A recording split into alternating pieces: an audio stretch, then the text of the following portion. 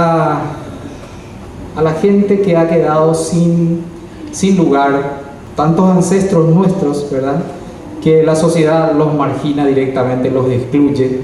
De nuevo el reciente caso que ocurrió en la zona de Curuguatú, en donde desalojaron a una comunidad indígena, quemaron sus escuelas, dispensarios médicos. Lo que a mí me preocupa de toda esta cuestión es cómo se dan vuelta las cosas, o sea, cómo es posible de que nuestros ancestros, los que vivieron originariamente acá, tengan que desalojar una tierra. O sea, cómo es posible que los que vinieron después tengan más derechos. O sea, es una cosa que no se puede entender, ¿verdad?